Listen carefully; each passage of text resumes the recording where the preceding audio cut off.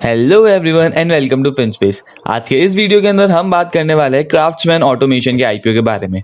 और आज के इस वीडियो में हम परफॉर्म करेंगे इस आईपीओ का डिटेल्ड एनालिसिस, जिसमें हम जानेंगे कंपनी के बारे में, उसकी इंडस्ट्री के बारे में, कंपनी के प्रोडक्ट्स के बारे में, और हम एनालाइज करेंगे कंपनी के कुछ की फाइनेंशियल ट्रेंड्स।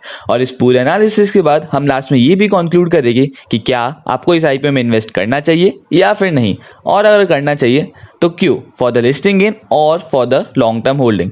सो प्लीज इस वीडियो को लास्ट तक देखिएगा, और अगर आपने अभी तक हमारा चैनल सब्सक्राइब नहीं करा है then do subscribe our channel and also press the bell icon. So let's get started.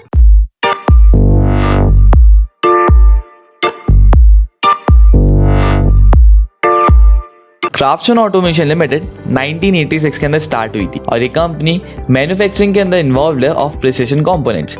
Precision components कुछ ऐसे कंपोनेंट्स होते हैं जिनको मैन्युफैक्चर करने के लिए आपको काफ़ी ज़्यादा एक्यूरेसी रिक्वायर्ड होती है और काफ़ी ज़्यादा प्रिसाइज होना पड़ता है। ये कंपनी एक लीडिंग प्लेयर है in the machining of cylinder blocks for the tractor segment. इस कंपनी के टोटल 12 स्टेट लोकेशन है of manufacturing across the 7 cities in India. अब ये समझने के लिए कि कंपनी बनाती क्या है, अपन कंपनी के ऑपरेशंस को 3 सेगमेंट्स के अंदर डिवाइड करते हैं। The first one is automotive power train and others, जिसके अंदर company cylinder head, bearing cap, cylinder block जैसी चीजें मैन्युफैक्चर करती है उन कंपनीज के लिए जो कमर्शियल व्हीकल्स बनाते हैं, स्पेशल यूटिलिटी व्हीकल्स बनाते हैं, ट्रैक्टर्स और ऑफ हाईवे व्हीकल्स बनाते हैं। The second segment is automotive aluminium products, जिसके अंदर कंपनी सिलेंडर ब्लॉक्स बनाती है for two wheelers, structural part बनाती है फॉर पैसेंजर व्हीकल्स, और गियर बॉक्स बनाती है फॉर हैवी कमर्शियल व्हीकल।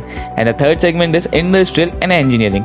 अपन इस सेगमेंट को फर्दर 2 सेगमेंट के अंदर और डिवाइड कर सकते हैं। The first one is high and sub assembly, contract manufacturing and others, जिसके अंदर company gear boxes, gear, sheet metal fabrication, aluminium products for power transmission जैसी चीजें मैन्युफैक्चर करती है। And the second segment is storage solution and material handling. और जैसे कि second segment का नाम है, अपन ये पता लगा सकते हैं कि इसका काम क्या होगा। बेसिकली सेकंड सेगमेंट से कंपनी वेयर हाउसिंग की फैसिलिटीज प्रोवाइड करती है। सो कंपनी के प्रोडक्ट्स को ऑब्जर्व करने के बाद अपन ये कंक्लूजन ड्रॉ कर सकते हैं कि कंपनी मेजरली ऑटोमोटिव इंडस्ट्री को केटर करती है, और इस इंडस्ट्री के अंदर Tata Motors, Tata Cummins, Mahindra and Mahindra, royal Enfield और अशोक लेलैंड जैसी कंपनीज ऑलरेडी क्राफ्ट्समैन ऑटोमेशन की क्लाइंट्स हैं।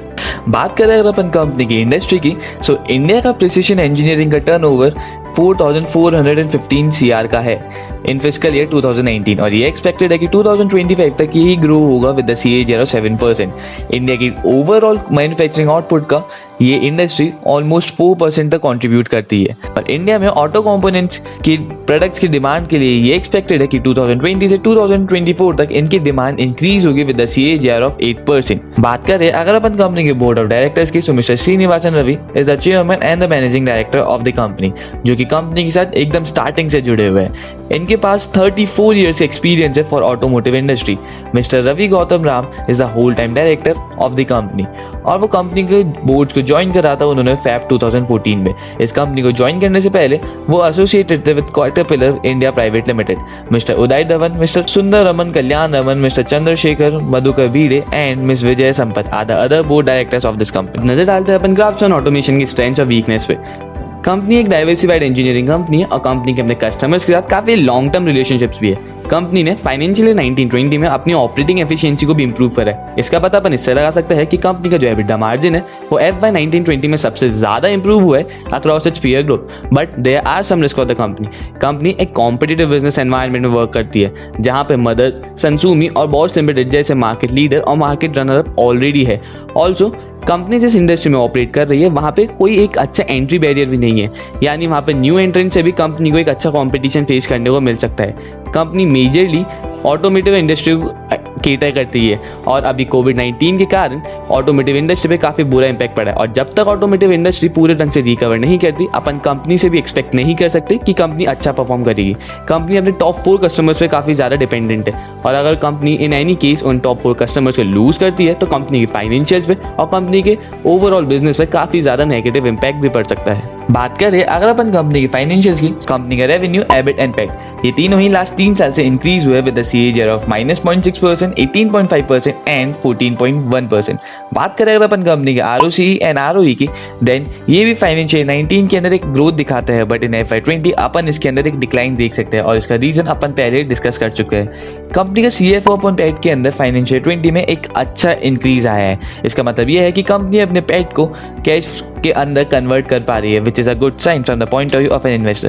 कंपनी की वैल्यूएशन के लिए हमने इस वीडियो में P/E रेशियो मेथड का यूज़ करा है। अगर अपन कंपनी की IPO की अपर प्राइस लेते हैं ऑफ 1490 तो कंपनी का P/E रेशियो आता है of 73, which is more than the industry average P/E ratio of 60.75। So all in all company का जिस प्राइस पे अपने IPO को लिस्ट कर रही है वो एक ओवर वैल्यूड प्राइस है।